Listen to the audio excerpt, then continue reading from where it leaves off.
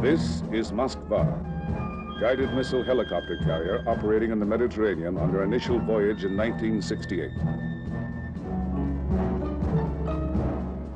She is of a new breed of warship, which the Soviet economy is now willing to support. She foretells that tomorrow's Soviet sea power will be characterized by more sophisticated and capable ships operating at greater distances from the motherland.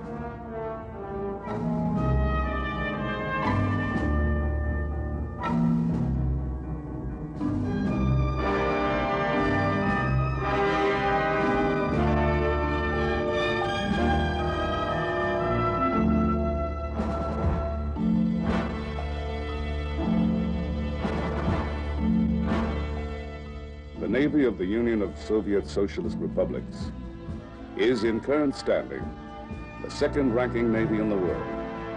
One by one, ship by ship, Soviet sea power shows the flag, makes its presence felt. The Red Navy today has strategic mobility.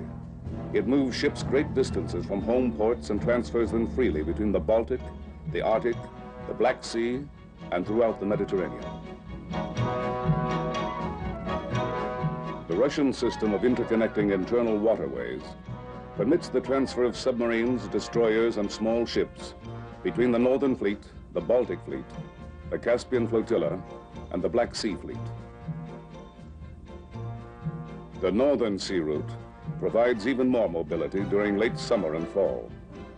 The Northern Fleet, based on the Murman coast, is the primary Soviet fleet. Its ships and submarines cruise the Arctic and the entire Atlantic. Aircraft from this northern region can fly as far as Havana and have been seen on reconnaissance flights near Newfoundland. The Soviet Pacific Ocean Fleet operates from a system of bases from the polar regions down through the Kurils to Vladivostok. The rise of the Russian Navy parallels the emergence of the Soviet Union as a strong competitor for world markets. The rapid expansion of her sea power has enabled Russia to project her national interests around the world.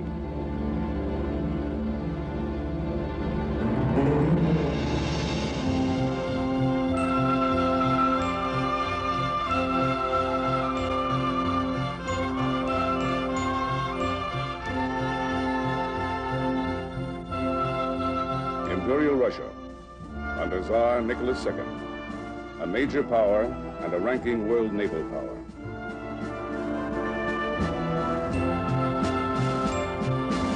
Imperial Russia boasts two main fleets, the Baltic Fleet in the west. In the south, the Black Sea Fleet and Caspian Flotilla. In the east, the Amur River and Siberian flotillas. In the Imperial Fleet of World War I, the Tsar can count some 11 dreadnoughts, 12 battleships, 22 cruisers, and at least 56 submarines.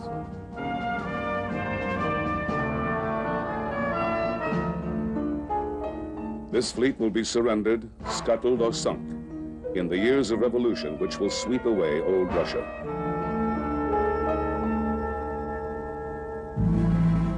The royal family, Tsar, Tsarina, Crown Prince, and 4 royal princesses. Princess Anastasia, a young girl, roller skating on the deck of the royal yacht.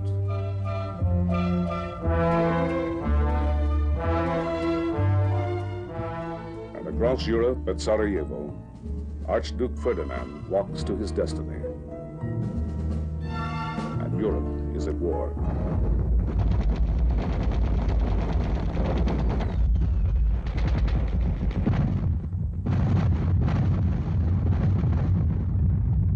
Russia fights a desperate war.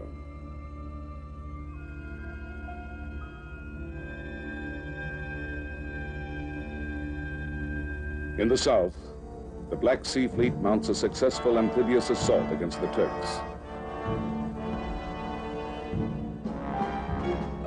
But Russia finds herself cut off in the open Mediterranean by guns and mines in the Turkish Straits. The war is unpopular at home. Leadership at home and on the battlefield is inept. Russia suffers more wounded, missing, and dead than any other combatant. Her casualty rate, 76%.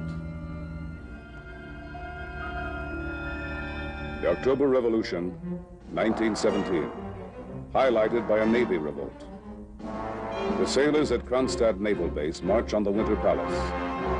In this Soviet film version, the cruiser Aurora, standing off in the Neva, fires on the palace. The revolution is in motion. And within months, the Tsar and his family are murdered. The revolution becomes a civil war. The battle rages for 3 years across the motherland.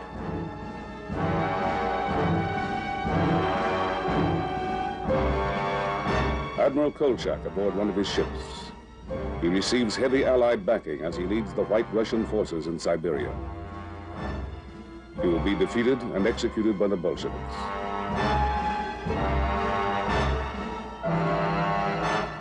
One of the most famous sailors of the Revolutionary Navy, sailor hero Dybenko. He addresses his men. He and his comrades will emerge from the Civil War with what a shell of a navy.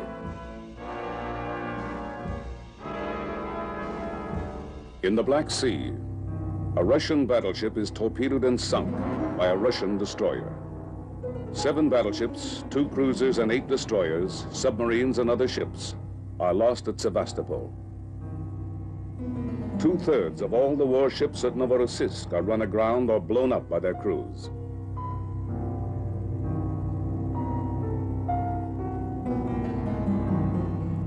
Of the once proud Baltic fleet, only a handful of ships survive.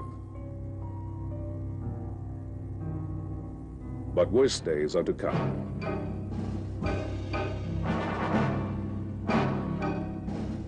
March 1921. Again at Kronstadt. Sailors revolt in a second rebellion, this time against the Bolsheviks, demanding reforms promised by the Bolsheviks but not delivered. In these government films, the Red Army storms the bastion Kronstadt over the frozen Gulf of Finland. The defenders hold off 3 attacks, and when overrun, the survivors are shot. The Navy, dishonored and all but destroyed, stands condemned. And Lenin not only distrusts the Navy, but doubts its usefulness.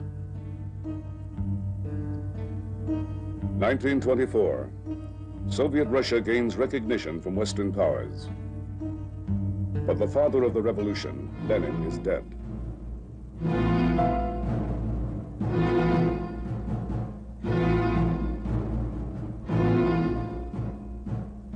The curtain falls on the first act of the communist experiment.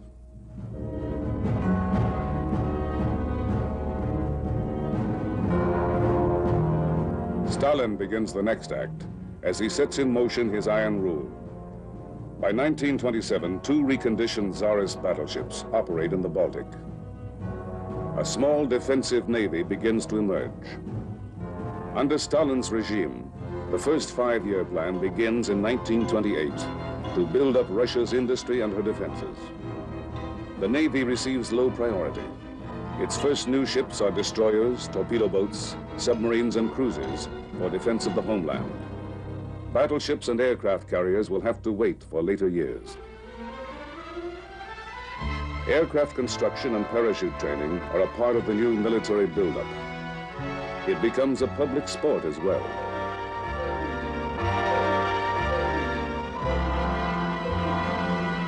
In 1932, the Imperial Japanese Army invades northern Manchuria.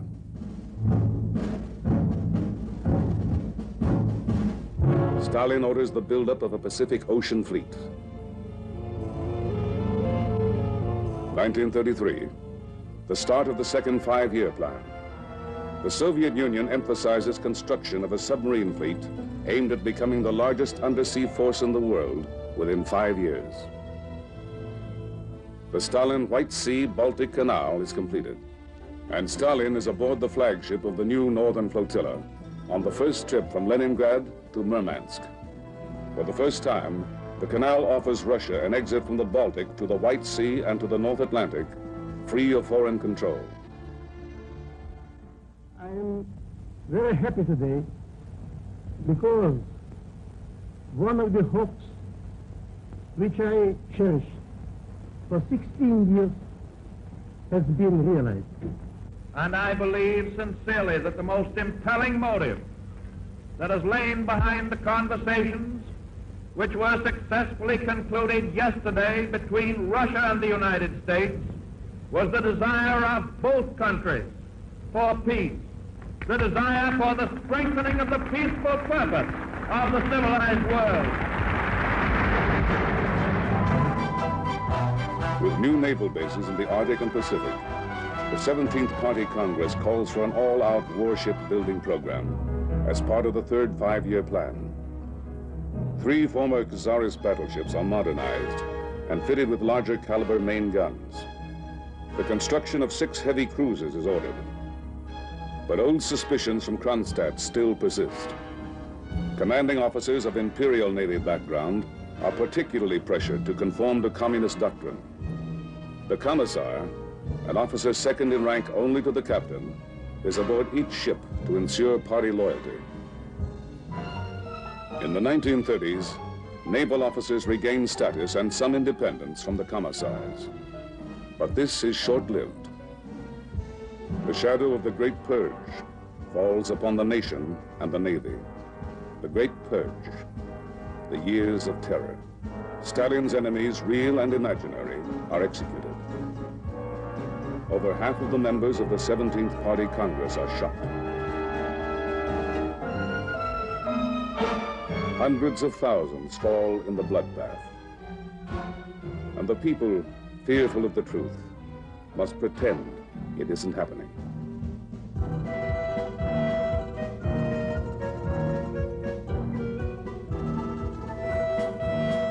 The estimate, half of the Red Navy's officer corps is dead.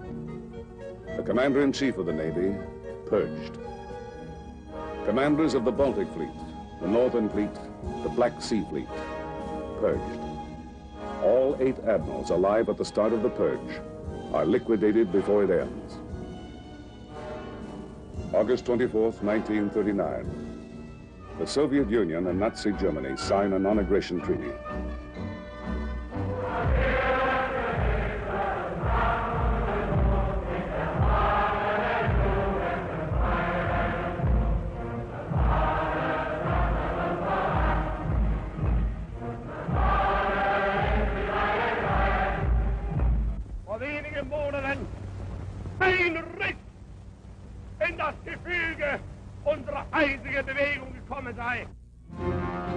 Within a month, Hitler invades Poland.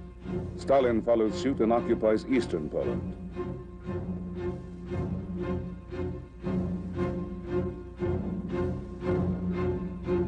Europe is at war. Control of the Baltic is vital.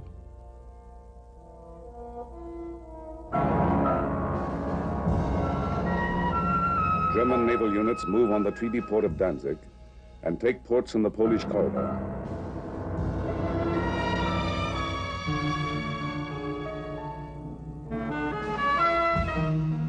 Further north along the Baltic, Stalin forces Latvia, Lithuania, and Estonia to give up bases to the Red Army and Navy. Now, the Soviet Union wants Finnish naval bases and airfields. But Finland resists, and the Russians strike across the border. For 105 days, the Finns hold. And then, the end. Overpowered, outgunned but not outfought, Finland grants Soviet demands. Now on the brink of Hitler's invasion, 3 five-year plans have seen the keels laid for over 500 warships, including 82 destroyers and 14 cruisers. More than 300 of these ships are already in commission. Pride of the fleet, however, is the largest submarine force in the world. Over 200 submarines and almost 100 more under construction. The Naval Air Arm, 2,000 aircraft, but inferior, woefully antiquated. No match for German strength. Anti-aircraft artillery, a dramatic increase in number, but fleet bases are judged vulnerable to air attack. Russian strategists fear the overwhelming strength of the Luftwaffe will imperil fleet operations. June 1940.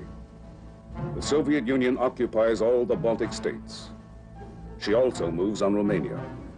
The lower Danube is now in Russian hands.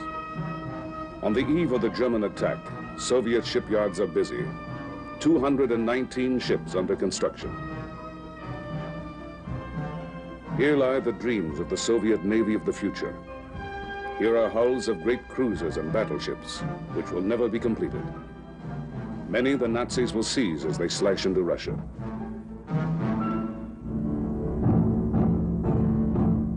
Soviet fleet bases are vulnerable from the land. The German plan: cut off, isolate, and eliminate the Red Navy as a factor in the war. The Navy turns to defense and to amphibious operations in support of the Red Army.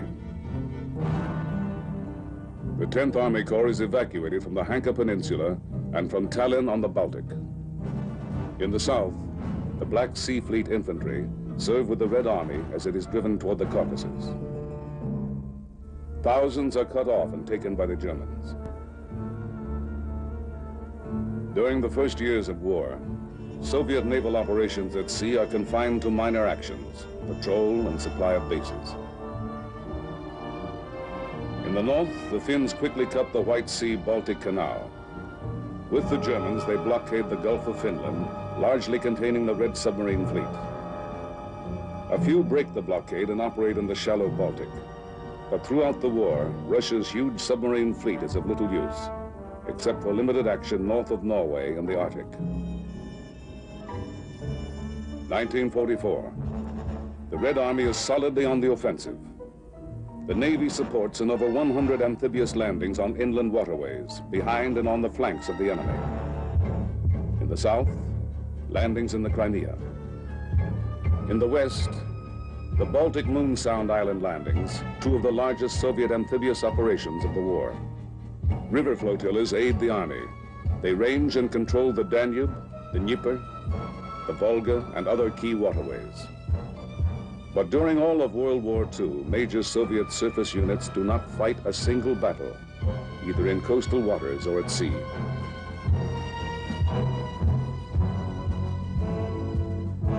Aircraft account for more than one-half of the enemy ships sunk. Naval aircraft fly over 300,000 sorties and destroy over 5,000 enemy aircraft.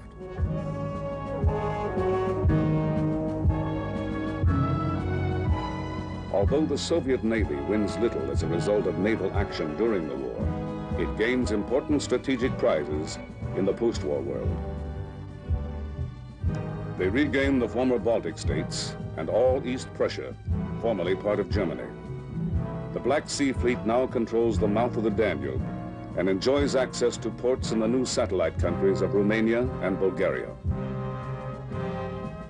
Even though the Soviet Union has fought only 10 days against the Japanese in the Pacific, it now has control of parts of Manchuria, Korea, all of the oil-rich island of Sakhalin, and the strategic Kuril island chain. But the Red Navy's greatest gain is the opportunity now to finally exploit its long-planned role as a dynamic force in a broadened national strategy. With the fall of Germany and Japan, the USSR is no longer surrounded by powerful maritime enemies. Now she may begin again to rebuild both her economy and her navy.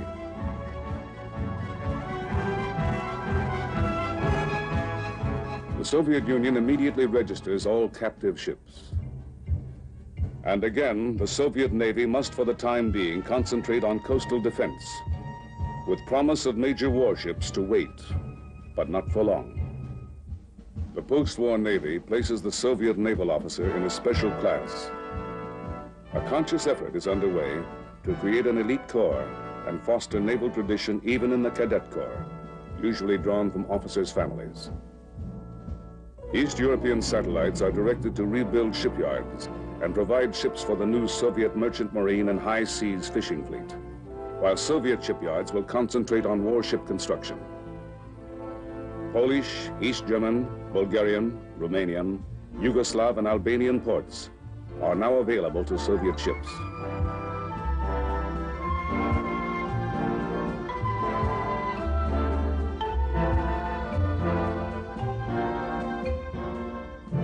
(1953), and Stalin is dead.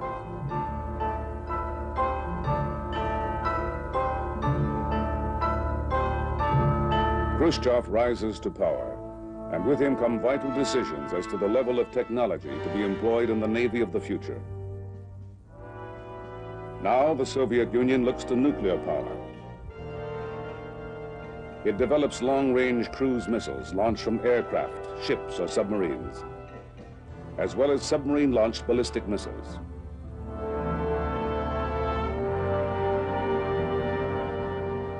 But Soviet sea power progresses in a pattern which recognizes all elements of maritime power.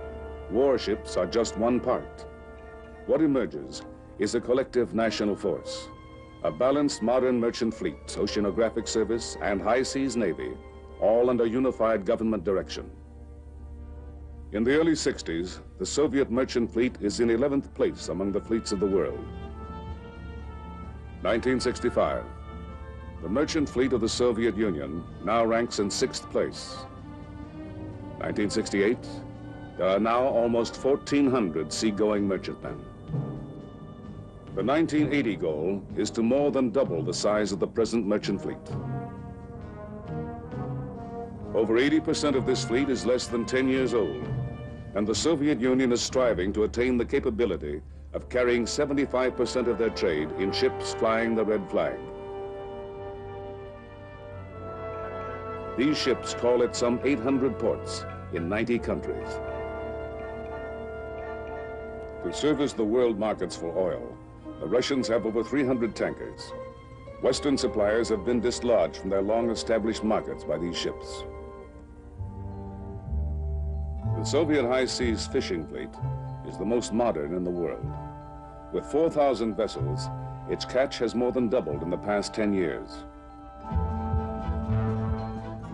This fishing fleet supplies the needs of a great many emerging African nations: Senegal, Ghana, Nigeria, Congo, Liberia, Sierra Leone, Guinea, and Egypt. Part of this huge state-owned enterprise is stationed in the Atlantic within 100 miles of Boston. Its units operate on station for months at a time. The Soviet oceanographic effort employs over 150 ships and 2,500 scientists and technicians. In the past decade, the Soviet Academy of Sciences has made important gains in Antarctic research. Ice studies and marine life observations are being made in the vast areas of both polar regions.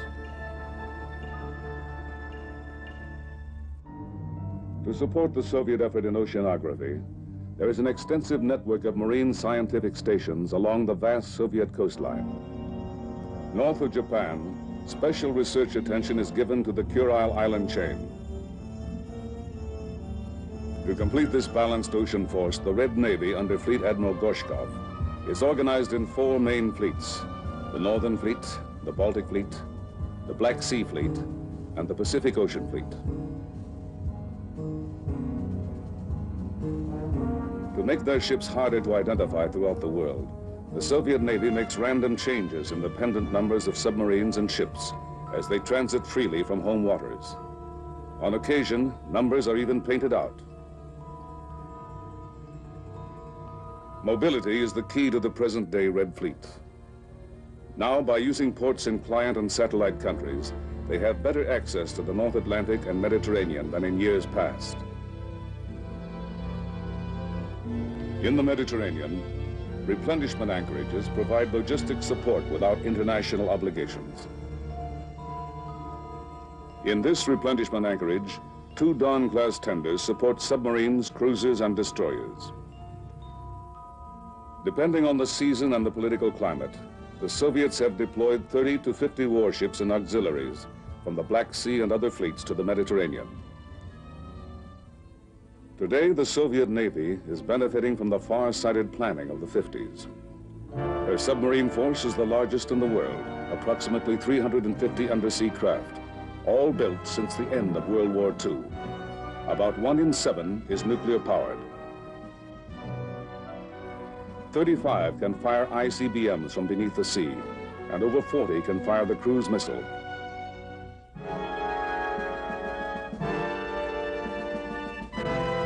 The Naval Air Arm has some 800 fixed-wing aircraft, including 150 helicopters and 500 jet bombers, most of which can fire cruise missiles.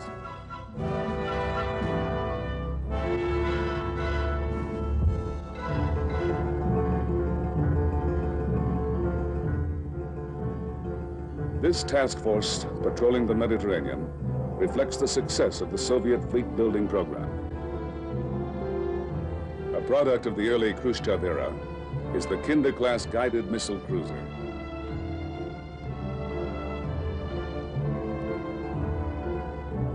Her armament includes surface-to-air guided missiles for defense of her task force from air attack.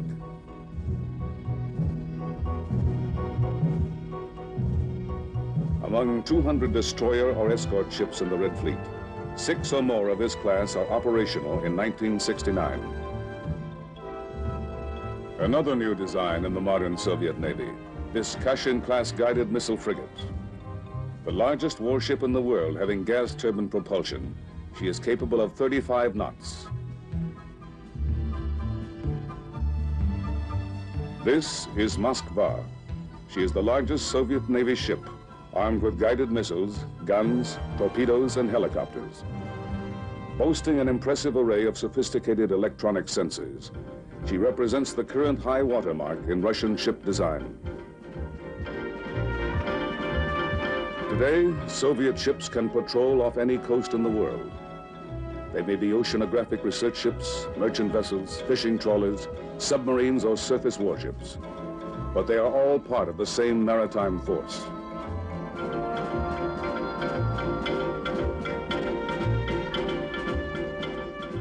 Closely commanded through a modern system of communications, they can respond rapidly anywhere in the world to any situation.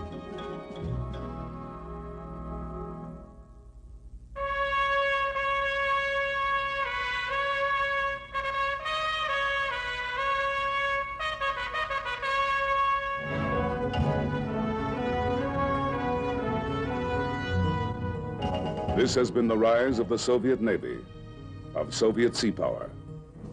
From the Tsarist fleet of 1917 to the present modern, mobile, well-coordinated ocean force. And this ship, Moskva, symbolizes a challenge of Soviet sea power to Western preeminence on the oceans of the world.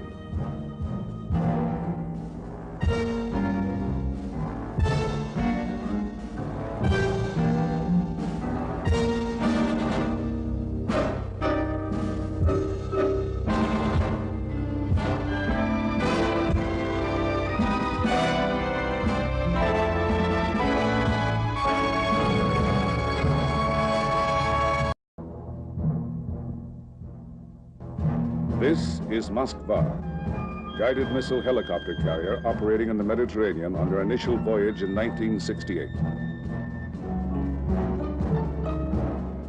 She is of a new breed of warship, which the Soviet economy is now willing to support. She foretells that tomorrow's Soviet sea power will be characterized by more sophisticated and capable ships operating at greater distances from the motherland.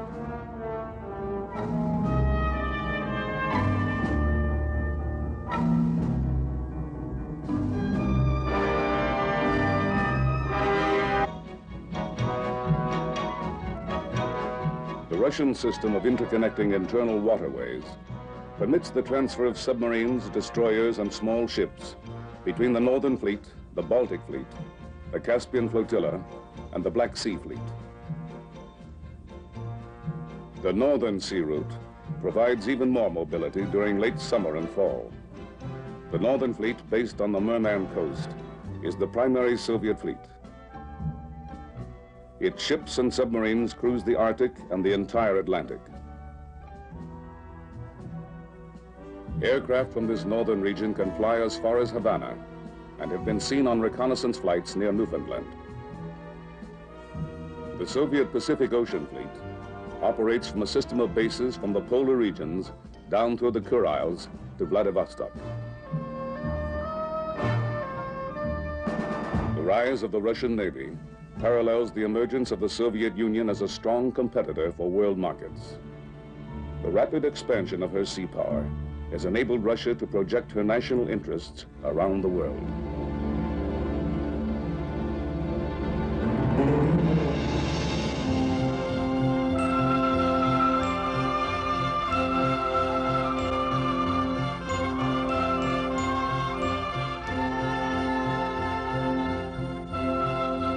Imperial Russia, under Tsar Nicholas II, a major power and a ranking world naval power.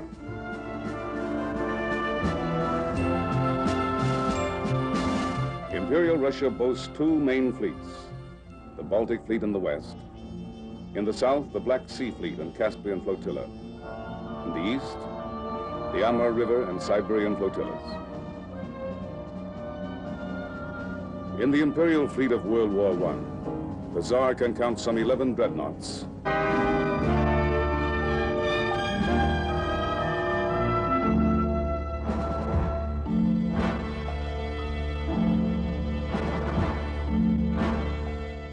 The Navy of the Union of Soviet Socialist Republics is, in current standing, the second-ranking Navy in the world.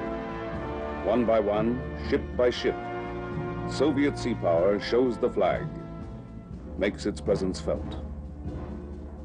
The Red Navy today has strategic mobility. It moves ships great distances from home ports and transfers them freely between the Baltic, the Arctic, the Black Sea, and throughout the Mediterranean.